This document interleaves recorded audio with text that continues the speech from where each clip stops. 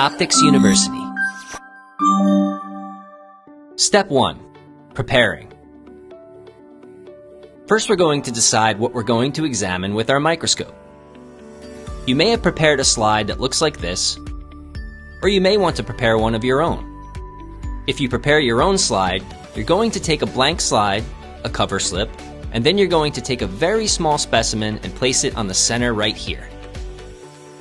Then on top of your specimen, you're going to put a little droplet of water and then put your cover slip down like this. Once that dries, you can then use the slide in the microscope.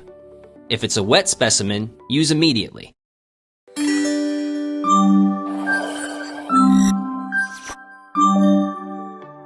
Step 2. Light. We're going to set up and turn on our light source or illumination.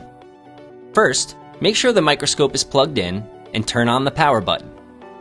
That will turn on the light source. Adjust the intensity. I'm going to start with the highest intensity. So find your light intensity knob and turn it all the way to the maximum. This will make it the brightest. Now we're going to look at the iris, also known as the iris diaphragm. This controls how much light is getting to your sample. The most light is over here when the iris is completely open, and this is when it's closed down all the way. When we start, we want it at the setting where it's fully open, and this should be the brightest light.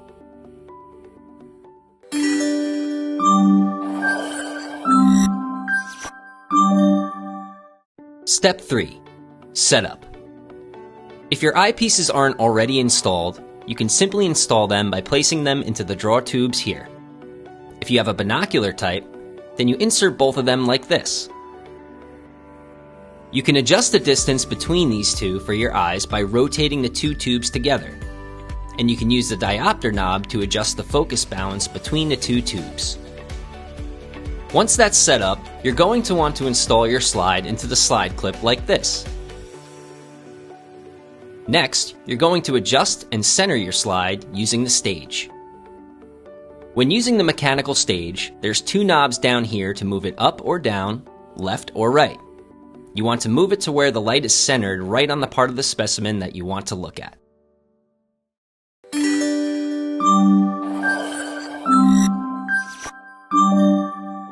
Step 4. Focusing. Now that our specimen is centered, we want to make sure we start with the lowest objective here. Now we're going to start focusing. When you first look into the microscope, you're going to see a defocused image, and that's fine.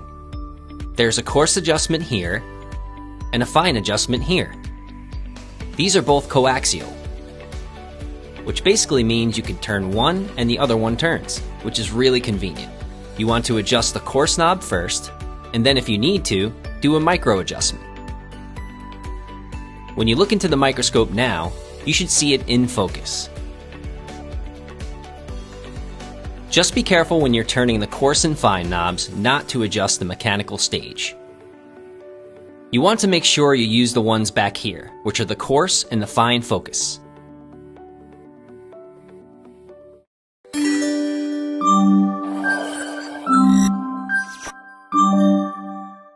Step 5. Zoom. To calculate the magnification, you can multiply the power of the objective by the magnification of the eyepiece to get the total magnification. If we want to continue zooming, we're going to rotate the objective towards the next power. So we're at 10 power now. You only need to refocus a little bit to get in focus at each power. You want to make sure you don't overfocus and crash into the slide when you get to the top one. The maximum is usually 100 power, and it can be an oil immersion objective. What that means is you need a special oil to put down on the slide to be able for this to work properly. You can also get to a higher magnification by switching up the eyepieces.